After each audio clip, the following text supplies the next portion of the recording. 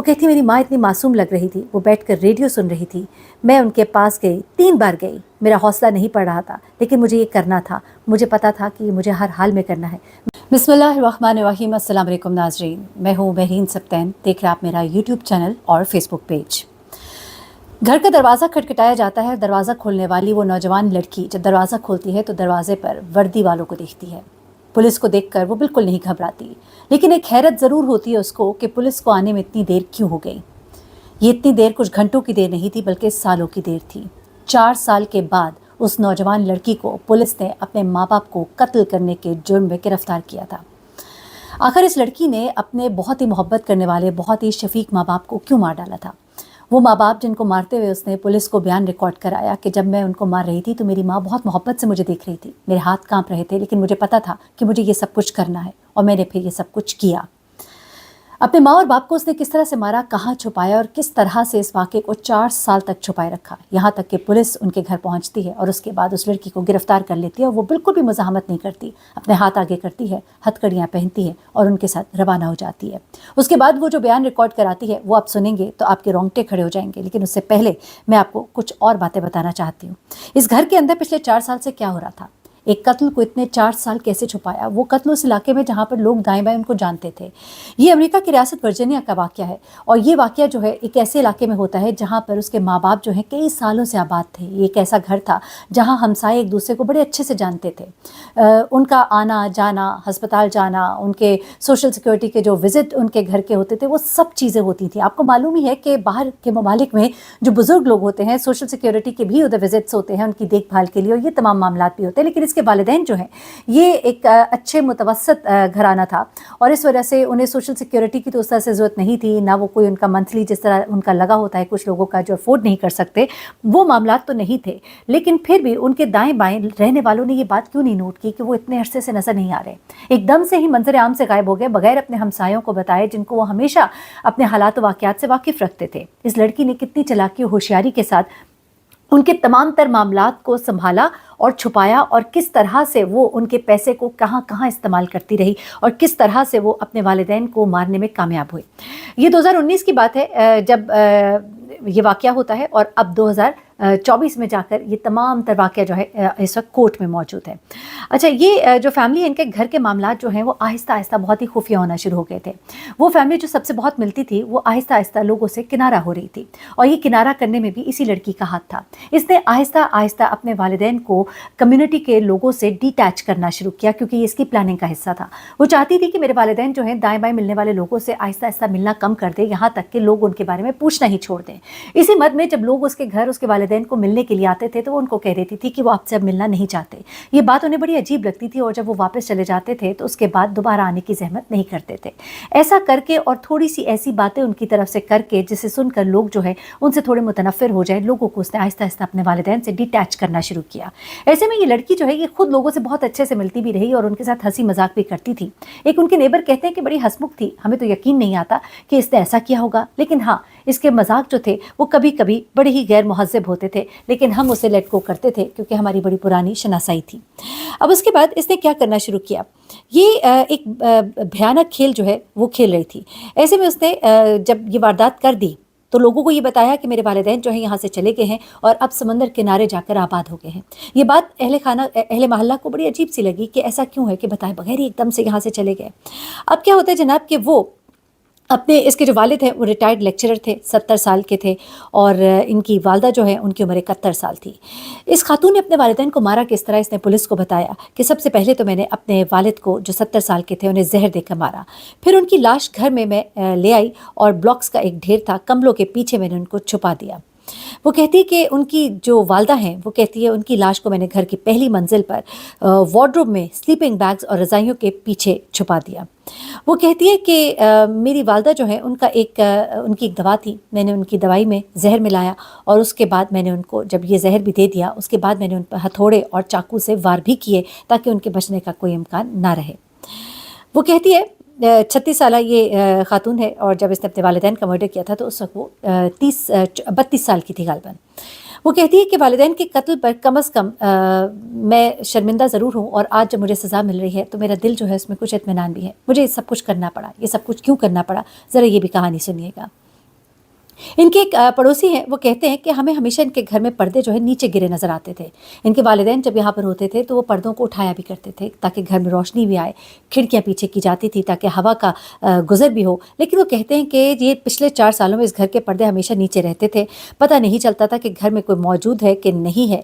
लेकिन उनके हमसाए में रहने वाले एक सार्जेंट है, पुलिस सार्जेंट है, वो कहते हैं कि हमें ऐसा लग रहा होता था कि कुछ खुफिया यहाँ पे रखा जा रहा है। कभी कभी हमें एक जगह से दूसरी जगह जाता साया नज़र आता था, जिससे हमें पता लगता था कि अभी भी घर में कोई मौजूद है।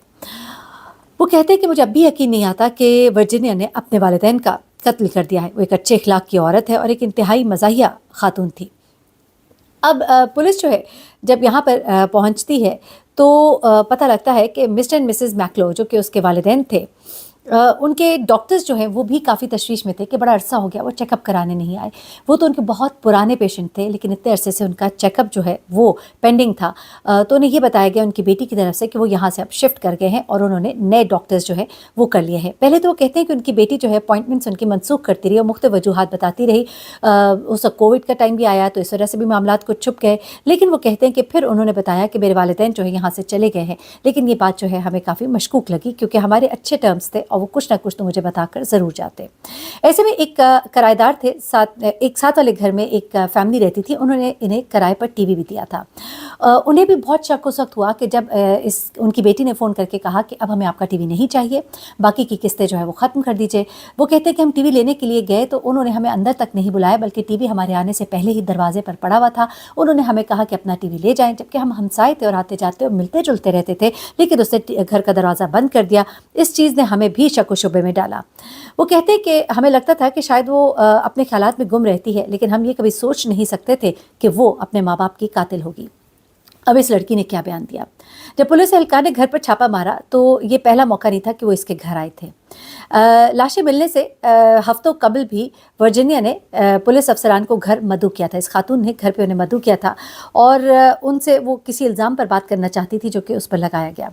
उसने दरअसल पुलिस को इसलिए बुलाया था क्योंकि उसे शक हो रहा था कि अब उस पर दाएं बाएं से हर तरफ से शक हो रहा है। वो देखना चाहती थी, पुलिस का माइंड रीड करना चाहती थी कि वो उसके बारे में क्या सोचते हैं। वो कहती है कि पुलिस को भी शक हुआ कि ये जो हमसे बातें कर रही है या जो जिस बारे में हमसे मुलाकात कर रही है उसका कोई सर पाँव नहीं है। यहाँ से एक बार फिर से वो शकूक व शुबहात के दायरे में आई और उसके बाद पुलिस अफसरान जो है वो दोबारा जब उसके घर आए तो वो दरअसल उसको गिरफ्तार करने आए थे।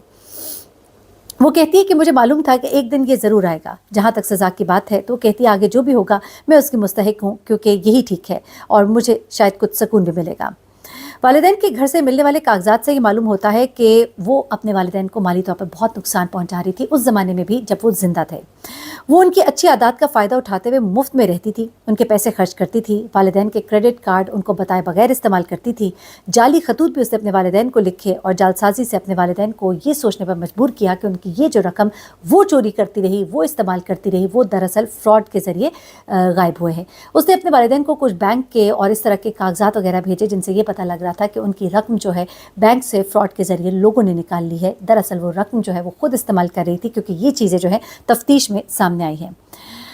उसके बाद वो कहती है कि उसके वालिदैन को लगता था कि हमारी बेटी जो है बड़ी अच्छी तालीम हासिल की भी है, अच्छी नौकरी है, बहुत ही जल्द वो एक फ़नकार भी बन जाएगी और उसके माली हालात जो है वो बेहतर हो जाएंगे। लेकिन दरअसल वो अपने वालिदैन के पैसों के साथ बहुत सा खिलवाड़ कर रही थी। अपने वालिदैन के कत्ल के नतीजे में वर्जीनिया ने कुल 1,39,000 पाउंड से ज़्यादा रकम हासिल की थी। अपने वालिदैन की पेंशन भी वसूल करती रही, क्रेडिट कार्ड से कर्ज भी हासिल किया, यहाँ तक कि उनके असासे भी फ़रोख्त किए। आप सोचिए कि अपने वालिदैन जिनको वो मार चुकी थी, डिक्लेयर नहीं हुआ था कि वो मर चुके हैं, तब वो उनके क्रेडिट कार्ड इस्तेमाल करती रही, उनकी पेंशन आती रही, पेंशन से खाती रही, उनके असासे भी फ़रोख्त करती रही। उसने अपने आप को उनका वाली वारिस बताया और उनके सिग्नेचर्स जो हैं अपने हक़ में कराकर उनकी जायदाद जो है फ़रोख्त करती रही। उसके बाद इसने एक ऑनलाइन जुए पर बहुत बड़ी रकम जो है वो ज़ाया कर दी थी और यही वजह बनी अपने माँ बाप को मारने की। ऑनलाइन जुए पर उसने 21,000 पाउंड जो है वो खर्च किए। हालात जो है बिगड़ना शुरू हो गए और आखिरकार उसको अपने वालिदैन को कत्ल करना पड़ा।